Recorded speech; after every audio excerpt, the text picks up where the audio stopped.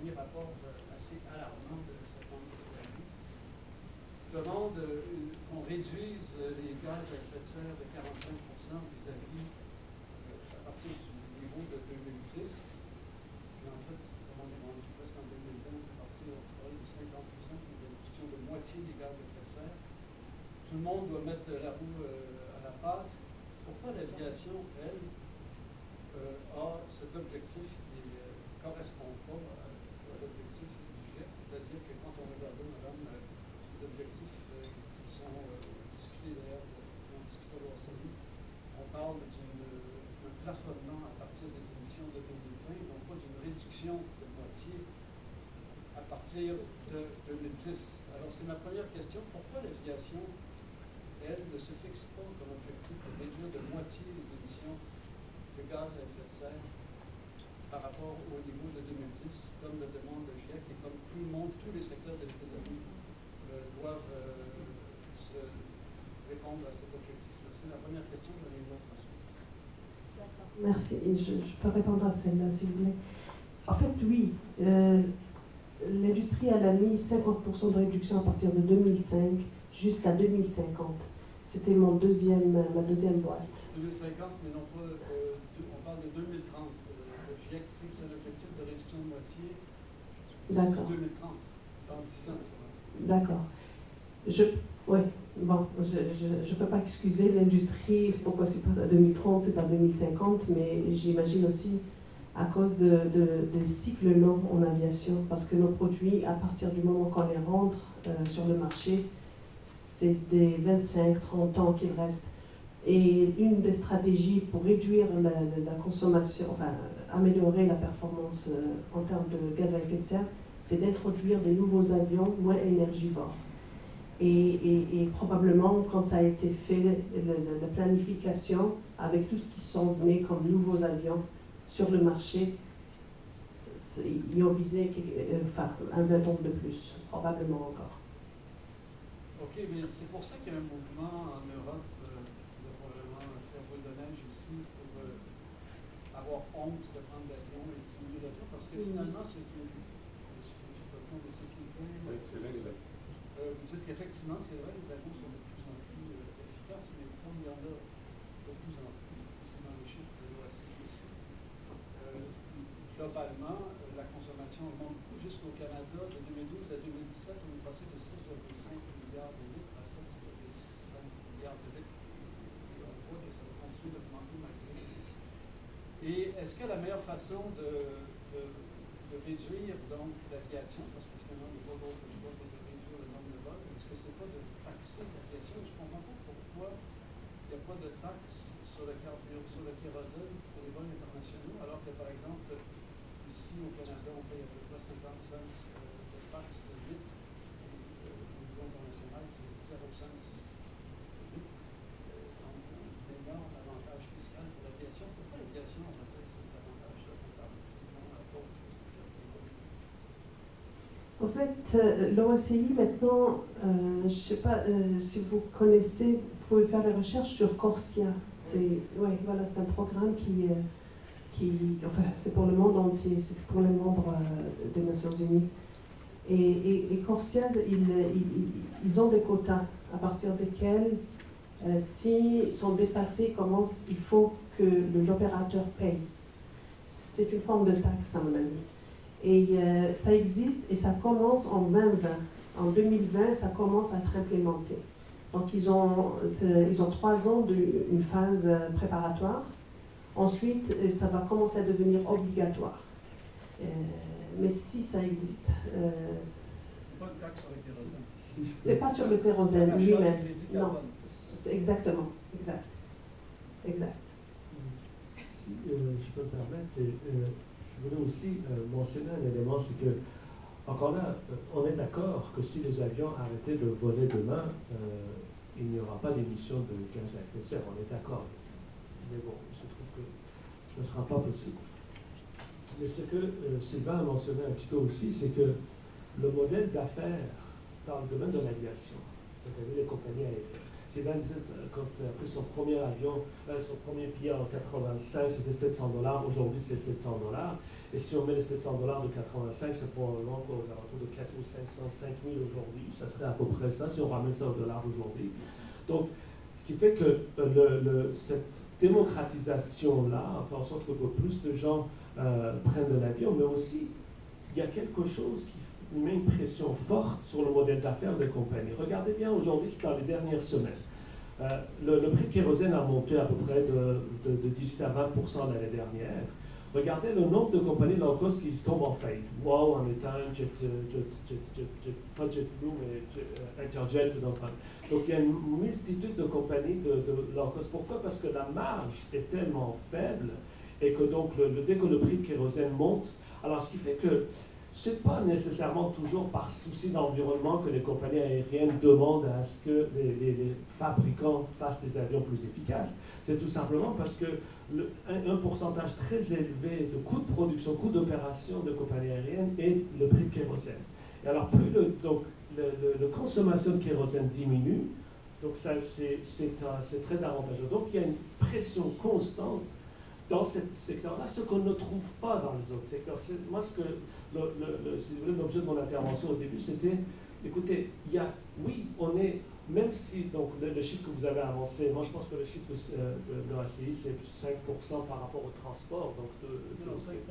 Peu importe, même si on prend 5%, si on prend quelque chose qui est en expansion forte, par exemple, je parlais du secteur numérique, donc qui est en expansion, tout ce qui est dans la production de produits agroalimentaires, c'est dans l'expansion. Alors que cette flèche-là, si vous voulez, cette pente-là dans l'aviation descend. Encore là, pas toujours parce qu'ils sont des environnementalistes convaincus, tout simplement parce que si le prix de pétrole monte de 1 cent ou 2 cents, ça représente des millions de dollars donc de pertes ou de coûts supplémentaires pour les compagnies aériennes. Alors, encore une fois, on n'est pas en train de dire que, attention, les lois de la physique nécessitent qu'on consomme beaucoup quand il y a un avion, mais ce que j'essaie de dire, c'est que le secteur qui a fait plus pour réduire, pour des raisons économiques d'abord, c'est le secteur de l'aviation. En fait, le cœur du message, c'est ça. Pour des raisons, c'est vraiment une question de modèle d'affaires. Aujourd'hui, on a des quantités une deuxième compagnie islandaise est en difficulté. Tout ça pourquoi? Parce que le prix de pétrole monte. Alors vous imaginez que si on n'arrive pas à équilibrer ça avec une réduction de consommation, il y a pas mal de compagnies low cost ou à faible coût vont disparaître. J'ajouterais juste que, dans le fond, vous mentionnez une taxe, c'est-à-dire on est tous interpellés par le besoin de réduire notre empreinte environnementale, toutes les industries, et une des solutions que vous favorisez, c'est qu'il faut réduire la demande. Hein? Quelles sont les solutions pour, en fait, réduire la demande sur toutes les utilisations d'énergie? Je pense que c'est un problème qui est beaucoup plus grand que l'aviation. Revenez sur... C'est un peu ça que je faisais allusion. Il y a des problèmes de politique publique qui sont énormes au niveau de la planète. L'aviation, je crois, fait son effort, et peut-être, mais il y a place à l'innovation dans les efforts. Donc, nous, ce que Kaina et moi avons montré, c'est un regard en arrière sur ce qui s'est fait, mais je crois qu'il y a place à l'innovation. Il faut continuer d'innover dans les façons de réduire l'empreinte énergétique. Certains sont au-delà des compagnies aéronautiques, sont vraiment des questions de politique publique, je crois.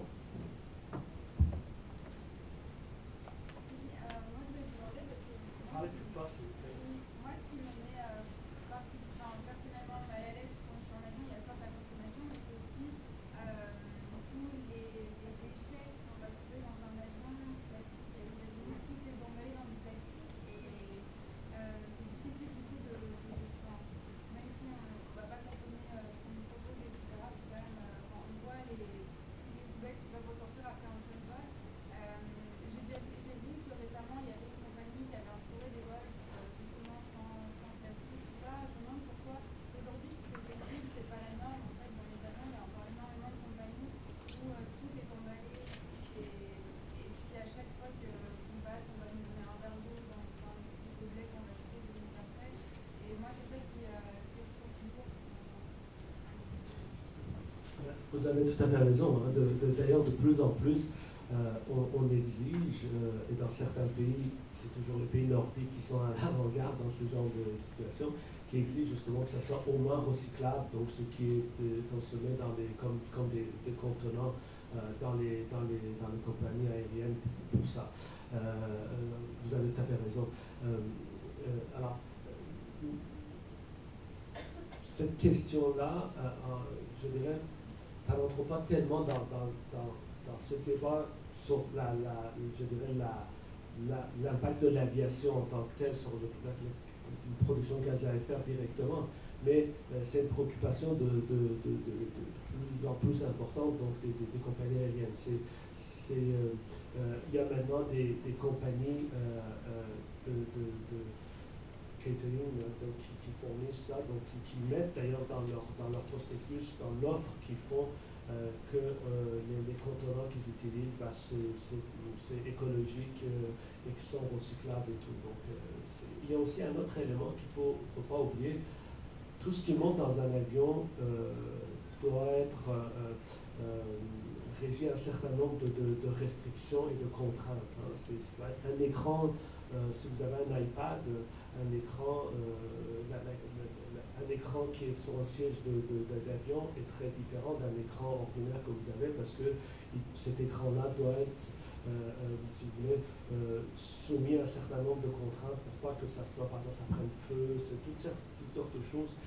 Alors, ce qui fait que des règles qu'on a établies autour de ceux qui peuvent entrer dans un avion, c'est un peu strict. Alors, le temps que ça prend pour changer ces choses-là, le temps que ça prend pour que la compagnie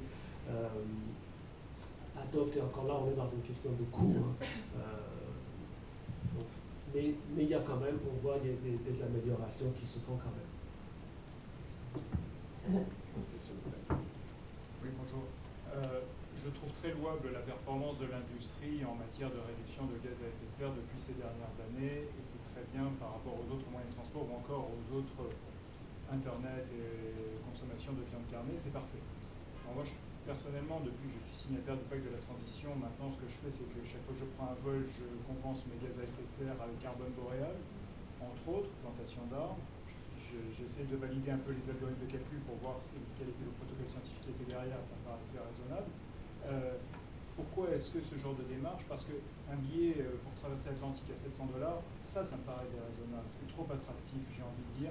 Je suis d'accord avec monsieur qui dit qu'il faut réduire les vols en quelque part et en même temps avoir une performance de l'industrie toujours plus aiguisée.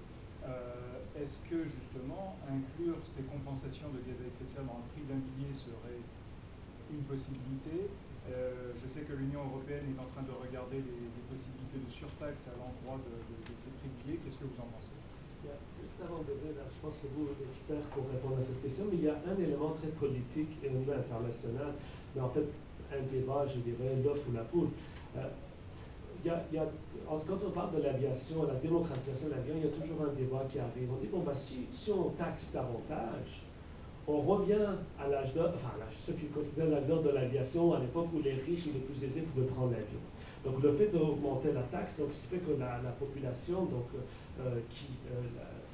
justement, qui peut ramasser son argent pour aller une semaine dans le sud, donc c'est peut-être sa seule vacance, il ne pourra pas le faire. Mais aussi, il y a un autre débat qui est important au niveau international. Aujourd'hui, quand on regarde les carnets de commandes des grandes compagnies, un bon nombre de ces commandes-là viennent des pays en émergence, l'Inde, la Chine et autres.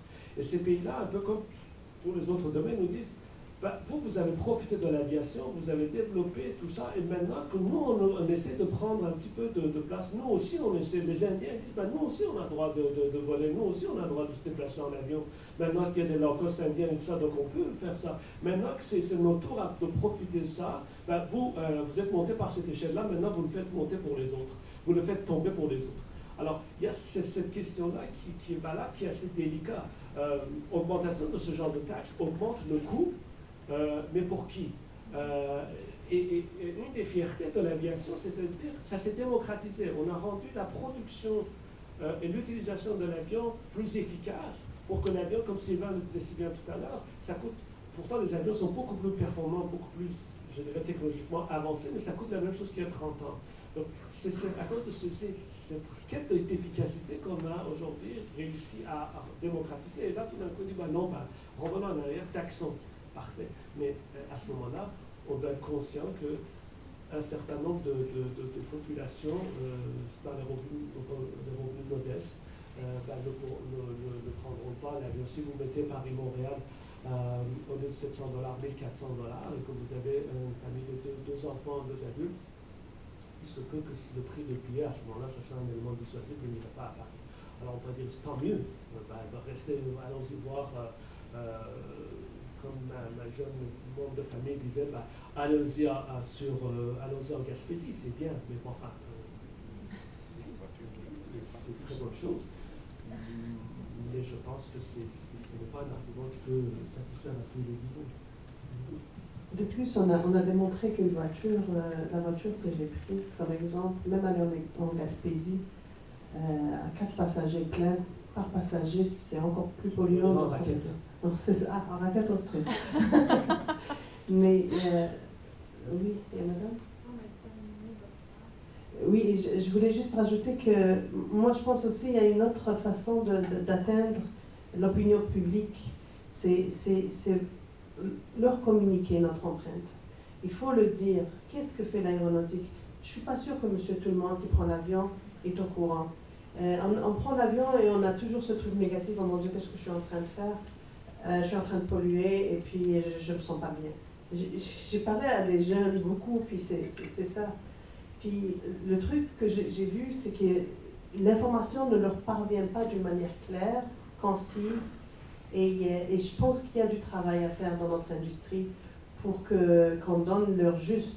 Oui, on a des choses à faire encore, on a des choses à s'améliorer, mais au moins on fait des choses et il y a des petits gains à chaque fois qu'on a, et c'est ces gains-là qu'il faut leur montrer. Oui.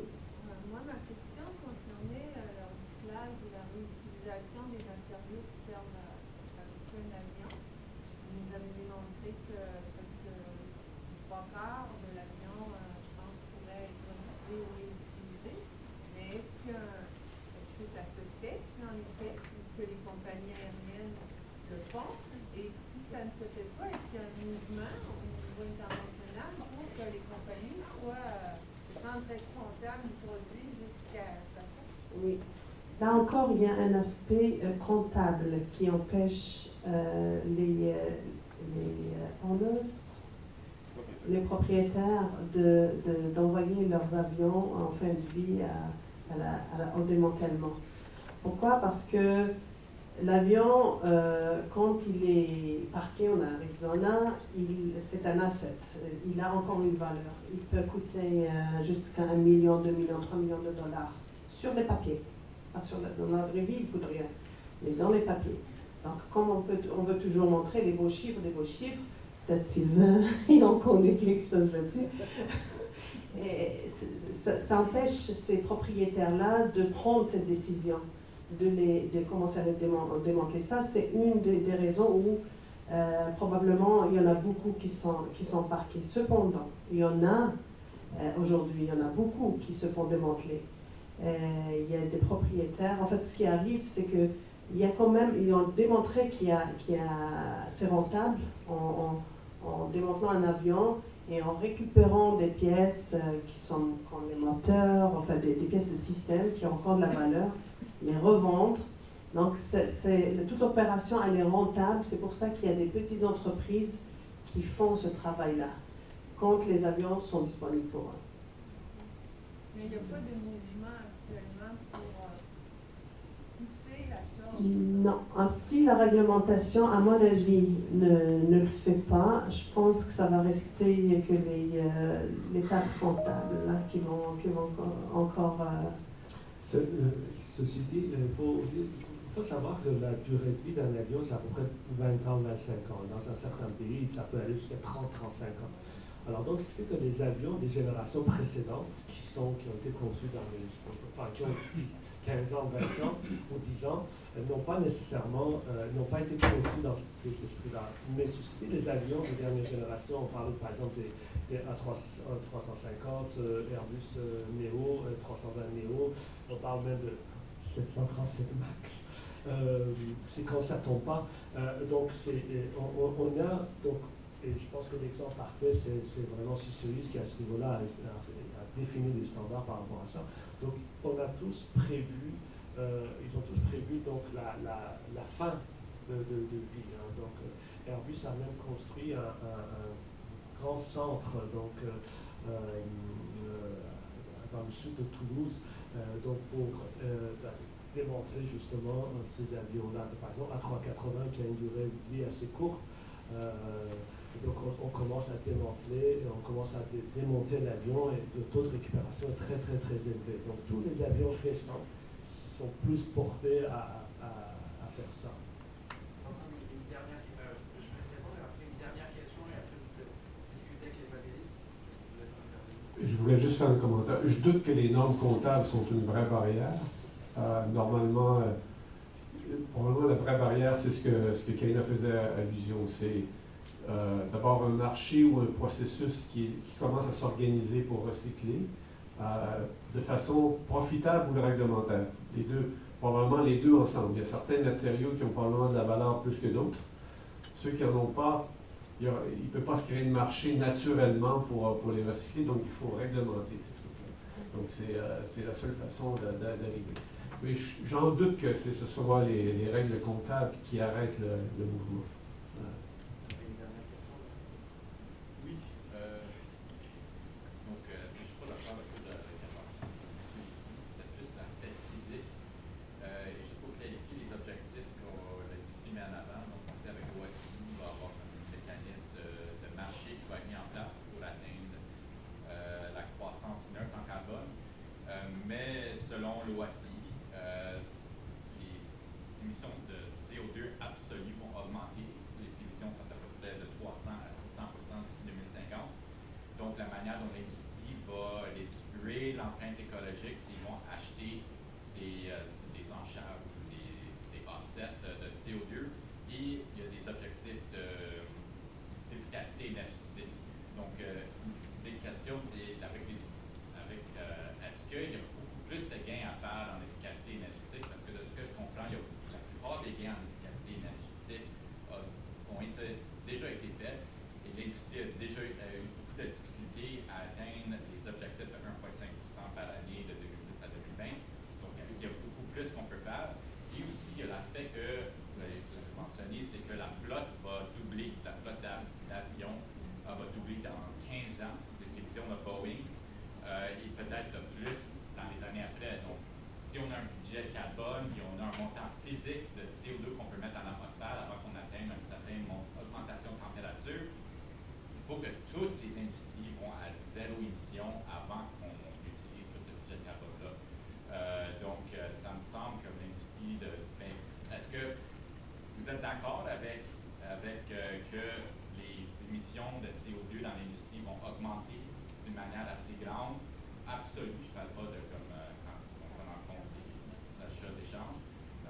Est-ce que vous pensez que c'est compatible avec la science du GIEC et le budget carbone global, que ça peut augmenter les émissions de CO2 absolues et en même temps arriver à zéro émission au deuxième partie du 21e siècle?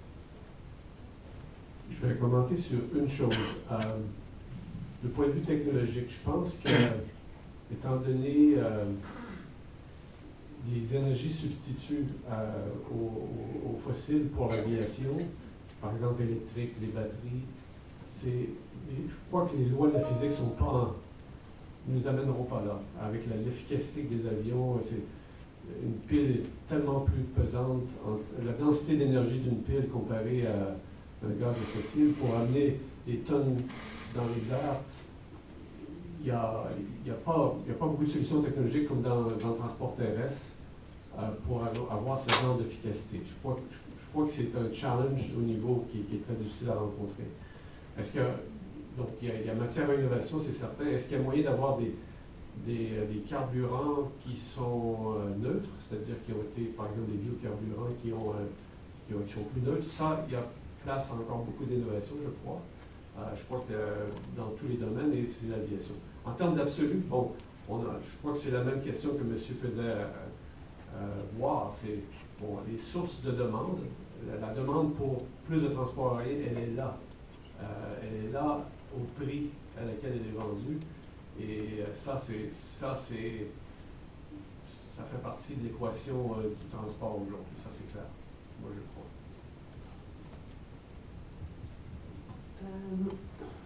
Si je dois ajouter quelque chose là, c'était juste le contexte parce qu'il y en avait beaucoup de questions là.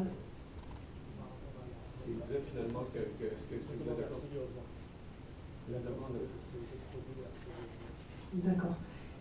Et ce qu'il faut, il ne faut pas l'apporter, à mon avis, juste sur l'avion lui-même. Parce que oui, j'ai montré les 4 piliers. L'avion lui-même, oui, on améliore l'efficacité, mais il y a d'autres choses en parallèle qui se passent. Il y a l'amélioration des infrastructures, l'amélioration du trafic aérien.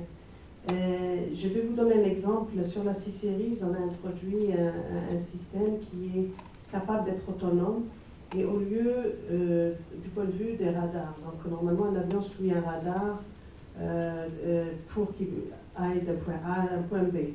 Mais il y a des zones, des fois, qui ne sont pas couvertes par les radars, il ne peut pas les emprunter. La technologie qui a été rajoutée dans les nouveaux avions, entre autres les C-Series, c'est qu'il est capable de se débarrasser des radars terrestres et s'occuper juste de lui-même pour faire des routes plus directes. Je prends toujours l'exemple de la baie d'Hudson, par exemple. Au lieu de faire tout le sud du Canada pour aller à Vancouver, depuis Halifax, il pourrait couper tout droit. Et ça aussi, il y a beaucoup de choses comme ça qui vont aider le trafic, management du trafic aérien. Ce n'est pas vraiment l'avion. Même si on va en introduire beaucoup plus, il y a aussi ça qui travaille beaucoup plus. On a aussi des technologies qui s'appellent des RMP, je ne rentre pas dans les mots scientifiques, mais qui sont capables en fait, d'optimiser vraiment l'approche de l'avion lorsqu'il commence à faire sa descente et ne pas aller dans toutes les directions comme ça pour pouvoir atteindre. Donc ce qui se fait, ça fait vraiment des descentes très très optimisées et beaucoup moins de pollution. Donc encore là, moi je pense qu'il faut voir d'autres choses que l'avion lui-même. Il y a les biocarburants. Les biocarburants, aujourd'hui je vous dis que par exemple United Airlines, ça fait partie de leur mix du kérosène. Ils ne veulent pas que sur du kérosène 100%, ils font toujours du blend avec du carburant et c'est des vols commerciaux là. Et en plus ils sont allés plus loin où ils ont créé les bioports qui sont, ça veut dire avoir la disponibilité tout de suite au biocarburant. C'est extraordinaire. Et il y en a 3 ou 4 dans le monde maintenant. Il y a à Oslo, il y a à Los Angeles, il y a à Zurich, je pense, puis une autre place. Mais ça aussi, ça va contribuer aussi à diminuer tous les gaz à effet de serre. Il y a juste un autre élément. On travaille beaucoup sur tous les autres aspects, je ne pas de la consommation. Par exemple, on travaille beaucoup sur le comportement des pilotes. Il y a des pilotes qui, question de virilité, je ne sais pas, fierté, quand ils étaient au bout de piste, ils mettent les pleins gaz. Ça fait plus sérieux de mettre plein de gaz pour décoller. Parfois, ce n'est pas la peine. C'est-à-dire, en fonction du poids de l'avion, en fonction de la longueur de la piste, enfin, toutes ces choses-là, on pourra optimiser ça. Quand des avions atterrissent ou décollent, par exemple, d'aller sur la piste ou quand on fait le taxi pour venir justement à quel département et tout, toutes ces choses-là font en sorte qu'on est en train de travailler. Est-ce que c'est nécessaire que, avant les avions avaient les 2 ou les 3 ou les 4 moteurs dépendamment allumés, alors que maintenant ils éteignent, ils arrivent avec un seul moteur pour arriver, ou alors parfois dans certains aéroports on pense de les déplacer avec des tracteurs électriques et tout ça pour essayer que les moteurs soient éteints. Donc toutes ces choses-là font en sorte qu'on va aller par petits pourcentages, par-ci, par-là, donc de diminuer la consommation. Mais encore là, c'est une préoccupation, comme dans le modèle d'affaires des compagnies aériennes, il faut dégager des profits. Et pour dégager des profits, il faut réduire la consommation qui est le coût principal des opérations. Alors, merci beaucoup. Et puis... Merci à nos panélistes. Je ne vais pas aller parler à nos panélistes, mais juste à mentionner, mais comme l'activité, il faut que mentionner que l'événement est certifié au niveau 3 de la norme BNQ sur la gestion des événements éco-responsables. Donc, on essaye aussi de faire des efforts dans les événements et on remercie notre partenaire, le Conseil québécois des événements éco-responsables, qui nous accompagne pour certifier les événements éco-responsables. Profitez encore, vous pouvez rester pour discuter et pour luncher et pour discuter avec nos panélistes. Merci Fabien pour organiser cette belle journée. Merci.